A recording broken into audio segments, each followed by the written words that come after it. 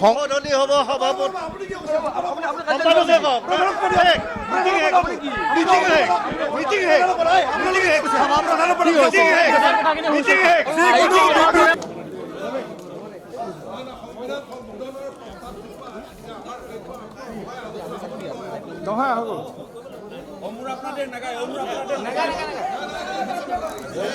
বিবেচনী হৈছে স্বয়ং সভাপতিদেৱৰ কাৰণে তেখেতে উচ্চ সদনক এই প্ৰতিনিধি সভাক অপমানিত কৰিছে।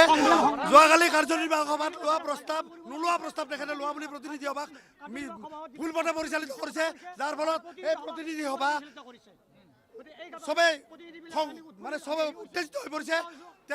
তেখেতৰ অধীনত থকা যিখিনি কাৰ্যনিৰ্বাহক সেই কাৰ্যনিৰ্বাহক যোৱাকালি সভাত নোলোৱা প্ৰস্তাৱ তেখেতে ইয়াত টেবুলত ভুকুৱাই কৈছে যে মই সভাপতি মই এইবোৰ প্ৰস্তাৱ গৃহীত কৰিমেই। তেখেতক কোনো ধৰণৰ গোটেইখিনি কথা সংবিধান মতে আছে। তেখেতে সংবিধানৰ বাহিৰত যায় নিজৰ মতালিকেৰে কাৰ্যকাল বৃদ্ধি কৰিব বিচাৰিছে। সংবিধানৰ বাহিৰত যায় সংবিধান সংশোধন কৰাৰ কথা ক'ব গৈছে। একো কাম হোৱা নাই। আমি চাওক এটা কথা জানে, সংবিধান সংশোধন কৰাৰ বাবে অসম সাহিত্য সভাৰ এটা সংশোধনী উপসমিতি আছে। আজিলৈ 1 বছৰ হৈ গ'ল, সেই উপসমিতিখন পূৰ্ণাংগ হোৱা নাই। যোৱাকালি কাকতত আপোনালোকে আটাই পাইছে, আহ্বায়কজনে এটা বিবৃতি দিছে, যিটো বিবৃতিত আমি সঁচাকৈ চবেই লজ্জিত হৈছোঁ। অসম সাহিত্য সভাৰ লগত থকা জড়িত প্ৰতিজন ব্যক্তি লজ্জিত হৈছোঁ।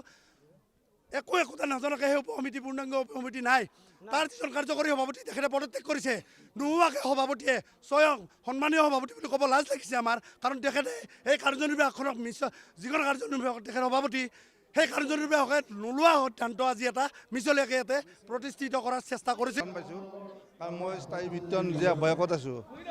মাননীয় সভাপতি মহোদয়ে কথাটো কোৱাৰ পিছত আচলতে আজি মই যিখিনি প্ৰতিনিধি অলপ ধৈৰ্য ধৰিব লাগিছিল, কথাখিনি অলপ যদি ধৈৰ্যৰে ক'লে হয় সেইটো এনেও তেওঁ উঠি ল'ব লাগিল হয়। আমাৰ সভাপতিয়ে ঘোষণা কৰি যে সংবিধানখন আমি সংশোধন কৰি আমাৰ কাৰ্যকাল 3 বছৰীয়া কৰা হ'ব, আৰু এই বিষয়ে আমি যোৱাকালি আমাৰ কাৰ্যনিৰ্বাহক সভাতো আলোচনা হৈছে, তাতো প্ৰতিবাদ হৈছে, আৰু সেই ধৰণে সিদ্ধান্তটো হৈছিল যে সংবিধান সংশোধন হ'ব। মানে সংশোধনৰ যিবিলাক আখুৱা আছে, সংবিধানত কিছুমান আখুৱা আছে। আপোনালোকে যোৱা বছৰটো গম পাইছে যে সভাপতি যেতিয়া নিৰ্বাচনী প্ৰক্ৰিয়া আৰম্ভ হৈছিল, কেইবাগৰাকীও সভাপতিৰ নাম আহিছিল বা এই ধৰণে যথেষ্ট বাকবিতণ্ডাৰ সৃষ্টি হৈছিল।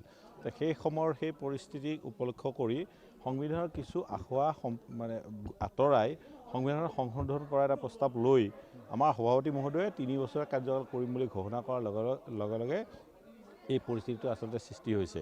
আৰু ব্যক্তিগতভাৱে মোৰ ব্যক্তিগত যিটো অনুভৱ, অসম সাহিত্য সভাৰ কাৰ্যকাল 3 বছৰীয়া কৰাটো ময়ো নিবিচাৰোঁ। এই সম্পৰ্কে আজি যিকোনো ধৰণৰ আমাৰ আলোচনাত মই এইটো কৈ আহিছোঁ।